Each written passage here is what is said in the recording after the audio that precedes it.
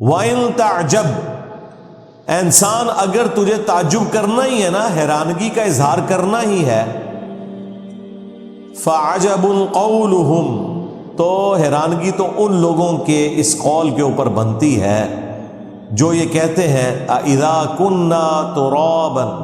کہ جب ہم مر کر مٹی ہو جائیں گے، اِنَّا لَفِي خَلْقٍ جَدِيدٍ، تو کیا ہمیں دوبارہ سے پیدا کر دیا جائے گا؟ جو اللہ ایک بے قدر بیج سے اتنا بڑا درخت نکالنے کے اوپر قادر ہے، وہ گلی سڑی ہڈیوں میں سے دوبارہ سے اس انسان کو پیدا کرنے پہ قادر نہیں ہوگا؟ اولئک الذین کفروا بربہم، یہ وہ لوگ ہیں جنہوں نے اپنے رب سے کفر کیا، واولئک الاغلال فی اعناقہم، اور یہی وہ بد نصیب لوگ ہیں کہ قیامت والے دن ان کی گردنوں میں طوق ہوں گے، وَأُولَئِكَ أَصْحَابُ النَّارِ، اور یہی وہ لوگ ہیں جو کہ جہنم والے ہیں، آگ والے ہیں، ہم فیہا خالدون، اس میں رہیں گے ہمیشہ ہمیشہ۔ اللہم لا تجعلنا منہم، اللہم اجرنا من النار، آمین۔ وَيَسْتَعْجِلُونَكَ بِالسَّيِّئَةِ قَبْلَ الْحَسَنَةِ، اب روئے سخن جو ہے وہ مشرکین عرب کی طرف ہے جو نبی علیہ السلام کے مخاطبین تھے، کہ یہ آپ سے بہت جلدی مطالبہ کر رہے ہیں اللہ کی طرف سے عذاب کا، بجائے کہ وہ بخشش کا مطالبہ کرتے۔ ظاہر ہے 13 سالہ مکی دور میں جو قرآن دھمکیوں سے بھرا ہوا ہے کہ اگر تم ایمان نہ لائے تو تم پہ بڑے دن کا عذاب آ جائے گا، تو وہ پھر کہتے تھے کہ جہاں اتنے سال گزرے ہیں لگتا ہے یہ ہونا کچھ بھی نہیں ہے، تو وہ نبی علیہ السلام کو جان بوجھ کے تنگ کرتے تھے، حالانکہ عذاب کا فیصلہ تو اللہ نے کرنا تھا۔ تو اللہ تعالیٰ ہمارے کہ یہ عذاب مانگ رہے ہیں تم سے کہ عذاب کیوں نہیں آتا، بجائے کہ کوئی بخشش والا معاملہ ہوتا، نیکی سے پہلے یہ برائی مانگ رہے ہیں۔ وَقَدْ خَلَتْ مِنْ قَبْلِهِمُ الْمَثُولَاتِ، جبکہ ان نادانوں کو کیا یاد نہیں ہے کہ ان سے پہلے گزر چکے ہیں کئی ایک واقعات عذاب کے، اور مشرکین عرب نے تو خود وہ کھنڈرات دیکھے تھے جو شام کی تجارت کے دوران وہ آبزرو کرتے تھے کہ جہاں قومیں آباد تھیں اور آج وہ ویران ہو چکے ہوئے تھے۔ وَإِنَّ رَبَّكَ لَذُو مَغْفِرَةٍ لِلنَّاسِ، اور بے شک تیرا رب بالضرور بخشنے والا ہے لوگوں کو، عَلَى ظُلْمِهِمْ، باوجود اس کے کہ وہ زیادتی کرنے والے ہیں، ظلم کرنے والے ہیں، پھر بھی اللہ تعالیٰ ڈھیل دیتا ہے۔ وَإِنَّ رَبَّكَ لَشَدِيدُ الْعِقَابِ، اور بے شک تیرے رب کا عذاب بہت سخت ہے، اللہ تعالیٰ سخت عذاب دینے والا ہے۔ اللہم حاسبنا حسابا یسیرا، آمین۔ تو دیکھ لیں اللہ تعالیٰ طیش میں نہیں آتا بھئی لاؤ عذاب کی طرح لاؤ عذاب، وہ اللہ تعالیٰ نے اپنا فیصلہ کیا ہوا ہے کہ کب عذاب آنا ہے، لیکن اللہ تعالیٰ ساتھ یہ اشارہ دے رہا ہے کہ یہ جو ڈھیل مل رہی ہے نا، یہ تمہیں توبہ کی توفیق ہی تو مل رہی ہے، اس سے اپرچونٹی بنا کے توبہ کر لو، اللہ کی طرف پلٹ آؤ۔ اور کئی لوگوں کو توفیق ہو بھی گئی۔ خالد ابن ولید رضی اللہ تعالیٰ عنہ نبی علیہ السلام کے اعلان نبوت کے 19 سال کے بعد مسلمان ہوئے، مر سکتے تھے اس دوران، نہیں مرے، اور اگر بہت پہلے عذاب کا فیصلہ آ چکا ہوتا تو وہ صحابی بھی نہ ہوتے،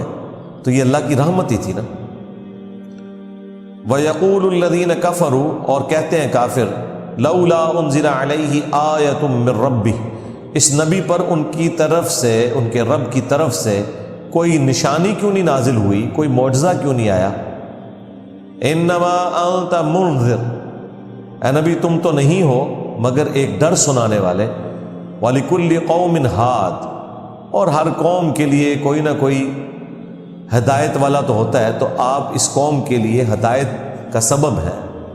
اللہ تعالیٰ نے آپ کو پیغمبر بنا کے بھیجا ہے۔ یہ عذاب کے فیصلے اللہ نے کرنے ہیں، وہ جب چاہے گا فیصلہ کرے گا، لہٰذا یہ جو آپ سے ڈیمانڈ کرتے ہیں نا کہ آپ عذاب لیں آئیں، تو یہ آپ کے اختیار میں تو نہیں، یہ اللہ کی مرضی ہے۔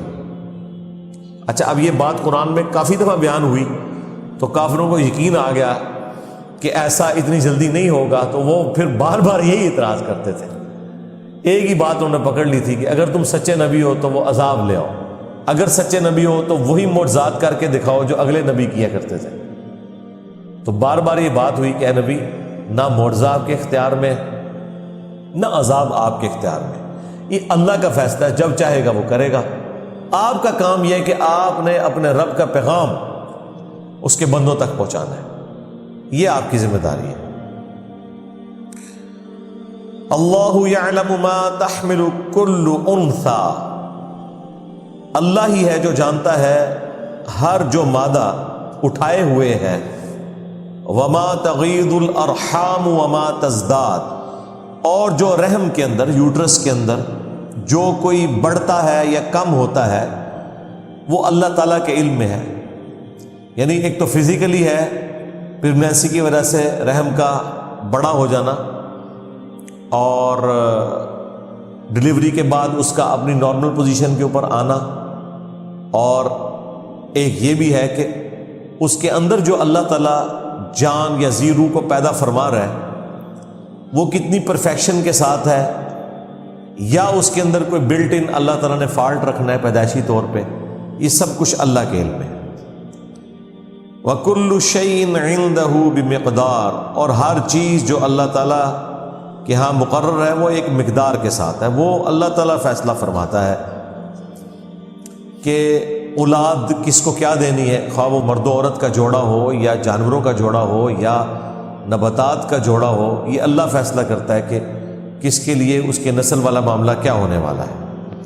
عالم الغیب والشہادۃ الکبیر المتعال، وہی جاننے والا ہے ہر پوشیدہ شے کو، ہر ظاہر چیز کو. وہ سب سے بڑا ہے اور عالی مرتبے والا ہے. اللہ اکبر کبیرا والحمد للہ کثیرا وسبحان اللہ بکرۃ واصیلا. بے شک اس میں کوئی شک نہیں، صدق اللہ العظیم. سواء منکم من اسر القول ومن جہر بہ، اس کے لیے برابر ہے جو کوئی چھپا کے بات کرے سرگوشی میں، خواہ وہ اونچی آواز میں کرے، اس کے لیے برابر ہے، وہ سب کو سنتا ہے. ومن ہوا مستخف باللیل وسارب بالنہار، اور وہ بھی جو چھپا رہتا ہے رات کے وقت اور جو دن میں چلنے والی چیزیں ہیں جانداروں کی شکل میں، یہ سب کی سب چیزیں اللہ تعالیٰ کے علم میں ہے، اس کے لیے برابر ہے. یہ ہمارے مسئلے ہیں نا کہ کوئی آہستہ آواز میں بات کرے ہمیں سنائی نہ دے، اونچی آواز والی سنائی دے، دن کی روشنی میں چیز نظر آ جائے، رات کے اندھیرے میں نظر نہ آئے بغیر کسی ایڈنگ ڈیوائس کے. یہ ہمارے مسئلے ہیں، اللہ کے لیے سب کچھ برابر ہے. لہو معقبات من بین یدیہ،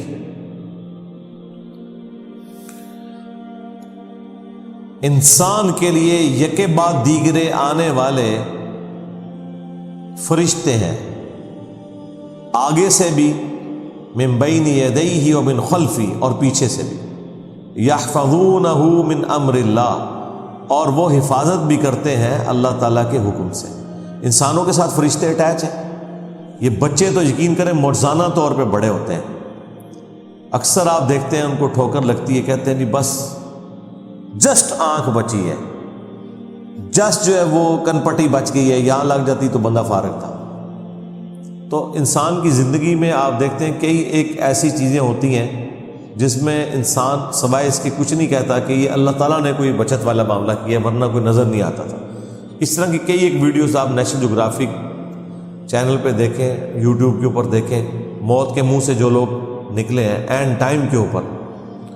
بس اللہ تعالیٰ کی طرف سے کوئی ایسا معاملہ ہوا ہے کہ بچت والا معاملہ ہو گیا، تو وہ اللہ تعالیٰ ہمارے ہم نے فرشتے مقرر کیے میں آگے پیچھے جو حفاظت کرتے ہیں. بہرحال جب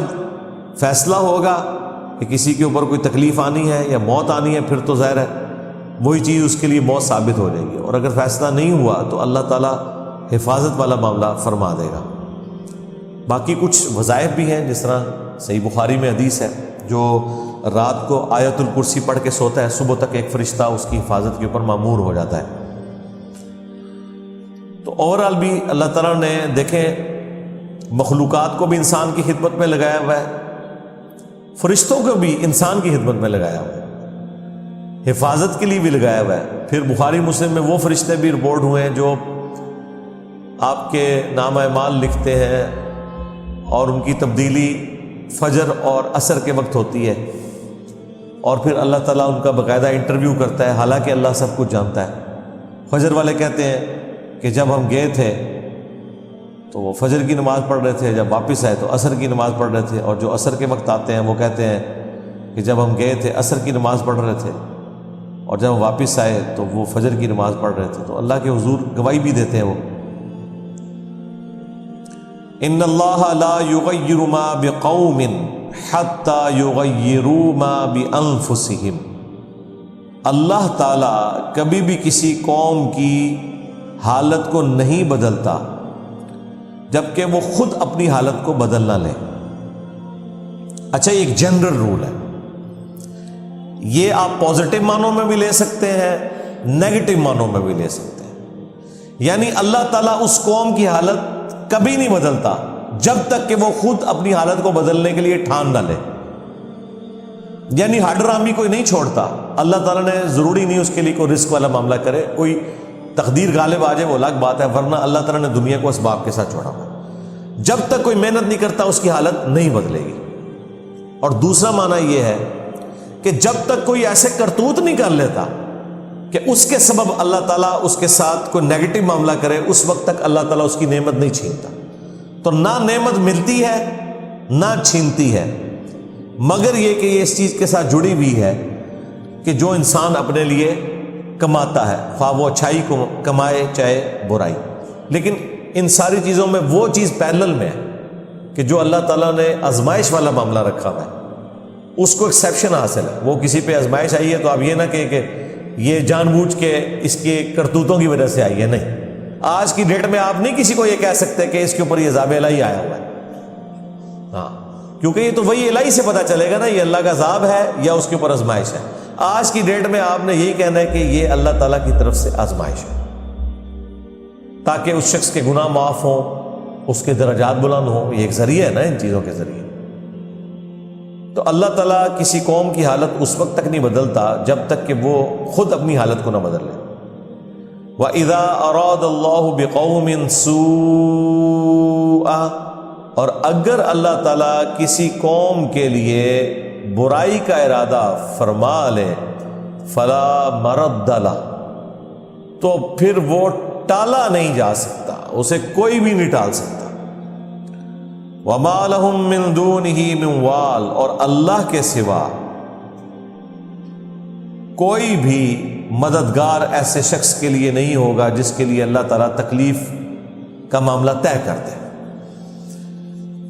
یہ وہی جو صبح و شام کے اذکار میں بھی ہے، بخاری مسلم میں، اللہم لا مانع لما اعطیت ولا معطی لما منعت ولا ينفع ذا الجد منک الجد، اے اللہ جسے تو عطا کرے اس سے کوئی چھین نہیں سکتا، جس سے تو چھین لے اسے کوئی عطا نہیں کر سکتا، اور بڑے سے بڑے شخص کو اس کا عہدہ اور منصب کوئی فائدہ نہیں پہنچا سکتا۔ پھر سورہ یونس میں، سورۃ الانعام میں یہاں تک آیا وَإِن يَمْسَسْكَ اللَّهُ بِضُرٍّ فَلَا كَاشِفَ لَهُ إِلَّا هُوَ، اگر اللہ تجھے پکڑ لے کسی تکلیف میں تو اس کے سوا اس تکلیف کو کوئی دور نہیں کر سکتا، اور اگر وہ کسی کے لیے خیر کا ارادہ فرما لیتا ہے تو اس کے فضل کو کوئی ٹالنے والا نہیں۔